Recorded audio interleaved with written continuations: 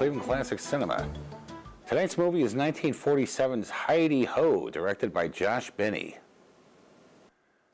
Okay, kiddies, gather around while Uncle Nick fills his pipe and prepares to go off once again on his most hated feature of modern life, political correctness.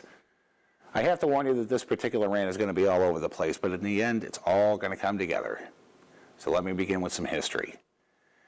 In the 1940s, as in the previous and following decades, American society was segregated. Neighborhoods, restaurants, bathrooms, even water fountains were marked with signs reading whites only or blacks only, with the colored folks getting the dirty end of the stick. Theaters were segregated as well.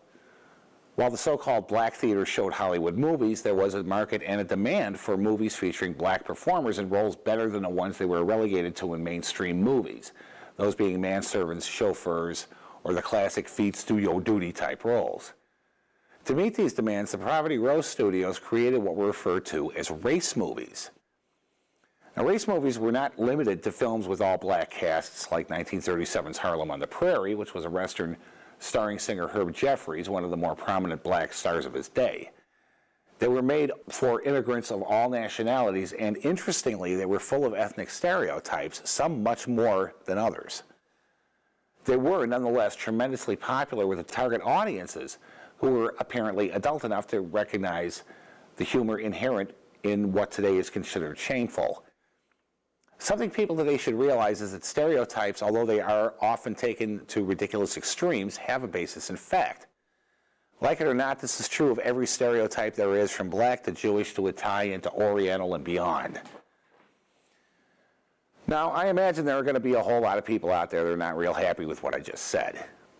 The reason I said what I said is because in race movies, there are stereotypes just as there were in mainstream movies.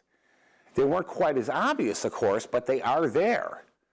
There are also things that are considered taboo or simply wrong these days. For example, there's a scene in this movie where the hero, Calloway, smacks his girlfriend when she threatens to kill him, and then she spends what seems like several minutes sitting on the floor crying while the three guys in the room ignore her. I don't believe hitting a woman under any circumstances is acceptable, but I believe that out of what I would suppose you would call chivalry, for lack of a better word. What bothers me about it here is that it suggests Minnie isn't worth being concerned about. If it cut to another scene before she started crying, it wouldn't have bothered me as much. I mean, there were plenty of scenes with actors doing the same thing. One that immediately comes to mind is James Cagney pasting Mae Murray in the face with a grapefruit in Public Enemy, but there was a discreet fade-out after it was established that Murray had started crying after the abuse, so it was disturbing, but considerably less so than the scene in this movie. Then again, you have to take into account the fact that the movie was made during the 40s. Back then, when a dame got out of line, you smacked her around. That's just the way it was. I don't like it, but I accept it. The thing of it is, the offense taken at any slight to a sex or ethnic group these days is getting taken to idiotic extremes. Everything that could possibly be taken as offensive to anyone in any way is demonized to a point where anything you say gets you pasted with the term racist faster than you can club a baby seal. I absolutely refuse to live my life watching everything I say for fear of offending someone. I know I've said this before, but the price of free speech is running the risk of getting offended. The only thing that offends me is overly sensitive people. All right, be that as it may, we do have half of an interesting movie here. The film kind of falls into the same category I place movies like Don't Knock the Rock and Don't Knock the Twist into. They're full-length versions of the musical shorts that used to be shown with features, which were known as soundies. The studios eased the transition from silent to sound by releasing shorts of different musical acts filmed with synchronized soundtracks. Many people believe that the first talking picture was 1927's The Jazz Singer, but that's not strictly true. That movie was a hybrid, a silent movie with synchronized sound sequences. The first movie with a full-length synchronized soundtrack was 1928's The Lights of New York. The Jazz Singer was shot in what Warner's called Vitaphone, which was a process in which the film was electronically synchronized with a disc. This created problems as the equipment was very expensive and the discs, which were made of lacquer, were easily damaged and would skip sometimes, throwing the sync off by seconds and sometimes minutes. Fox, on the other hand, came up with what they called photofilm, a process wherein the soundtrack was actually part of the film stock itself, which did away with the sync problems. You know, I'll tell you, the only remotely entertaining thing in this movie are the musical numbers. A nominal plot was shoehorned into the movie to pad it out to near feature length, and when I say nominal, I mean it. The plot, such as it is dispensed with completely 20 minutes into the movie, and the balance of the film is a truncated version of what you'd have seen if you went to a show in a place like the Cotton Club, where, incidentally, Cab Calloway and his orchestra were the house band. The first half of the movie features a number of songs by Calloway and his band, although these are just straightforward examples of what they did. They're merely rehearsals. After the plot is dispensed with, however, we move to the nightclub act, which features a number of performances, starting with the Peter Sisters, a trio of rather portly young ladies who nevertheless sing beautifully, followed by the truly amazing tap dancers, the Miller Brothers and Lois. The copy I have to show is missing a musical number done in blackface by Dusty Fletcher and called Open the Door, Richard, which is just as well since I'd probably have been forced to cut it anyway. I believe the inclusion of that number would have been a good thing, however. It would have showed that minstrel acts were popular with both black and white audiences, while in today's enlightened society they're considered shameful and insulting. My, how things do change. Cabell Calloway III was born on Christmas Day, 1907 in Rochester, New York. Named after his father and grandfather, he and his family moved to Baltimore, Maryland when he was 6, and he earned money delivering papers, shining shoes, and walking horses at the local racetrack.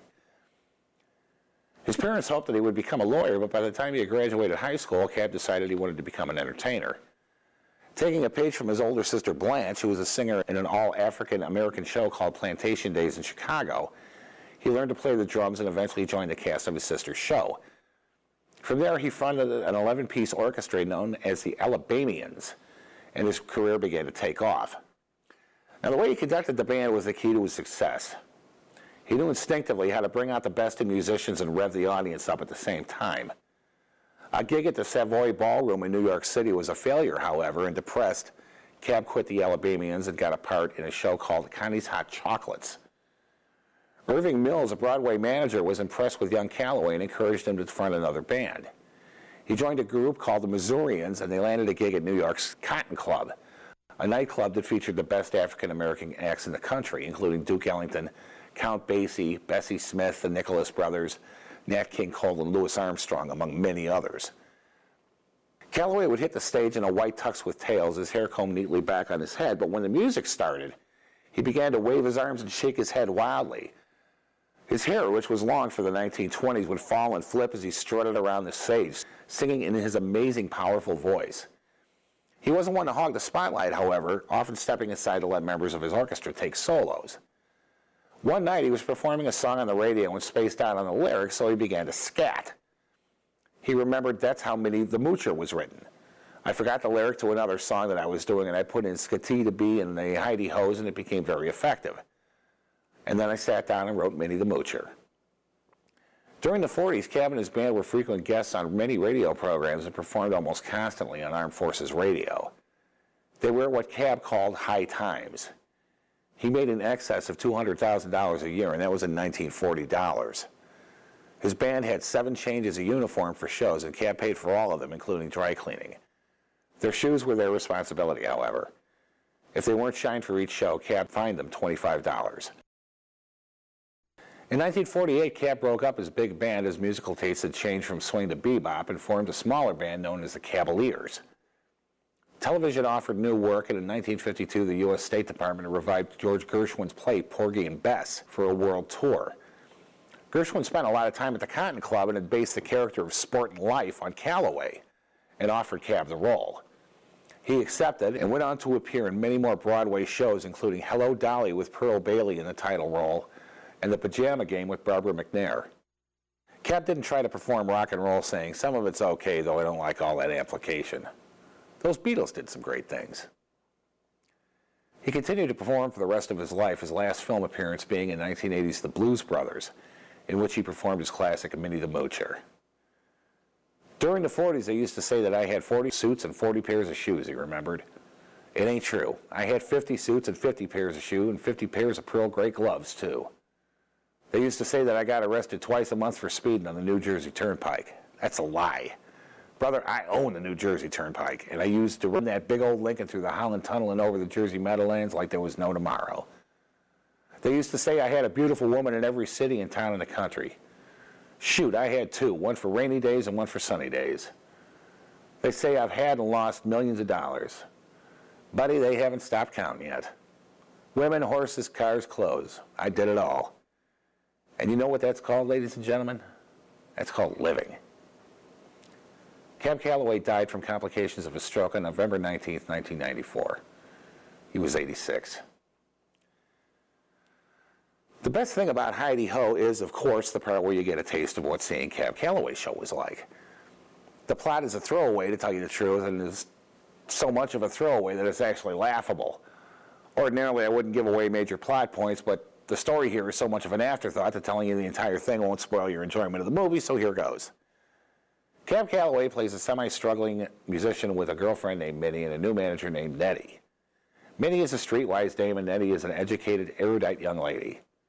Minnie gets jealous when Nettie lands Cab and his orchestra a gig at the new club across the street from an established club owned by a local gangster, Boss Mason. She threatens to kill Cab, and he smacks her, as I mentioned at the top of the intro, so Minnie visits Mason and demands that he kill Cab. She gets smacked around there as well, but since she doesn't go to someone else and demand that they kill Boss Mason, I have to figure that she finally tumbled to the idea that threatening to kill the men in her life isn't a good idea. Anyway, Cab gets the new gig, and the new club steals the customers of the old one. Mason, being a businessman, goes to see Cab and offers him a position at his club, guaranteeing him double the pay. Cab, being loyal, turns him down. Mason then sends what appears to be his one and only henchman, Mo the Mouse, to kill Cab. Cab manages to disarm Mo, and I can't tell you how he does it. It's one of the best parts of the movie. And when Boss Mason shows up to do the dirty deed himself, Minnie, having a sudden change of heart, runs in front of Cab and takes the bullet meant for him. Cab shoots Mason, 3 cops show up, take Mo and the now dead Mason away, and don't do a damn thing to help Minnie, who's in the process of dying. I mean, they don't even acknowledge her. Minnie dies in Cab's arm as he croons, "Minnie is a hepcat now." This is followed by a montage of Cab's ascent to stardom and culminates in the performance at the end of the film. That we have to shoehorn a basic plot into this to pad it out to almost feature-length attitude the producers show in this movie is typical of this kind of film. Usually a musician's strong point is making music, not acting. If you don't believe me, now watch 1966's The Oscar. So this movie and others of its ilk have a simplistic plot that's not going to put too much of a strain on the thespian talents of the stars involved. Some movies like this can be unbelievably hard to watch at times due to the performances, but every once in a while, you see one that's actually good. 1964's A Hard Day's Night comes immediately to mind, and don't you know I would love to show that one. But if you could stay awake long enough for the plot to be disposed of, you'll see an amazing entertainer at his peak. So right now, sit back, relax, and enjoy Heidi Ho, right here on Cleveland Classic Cinema.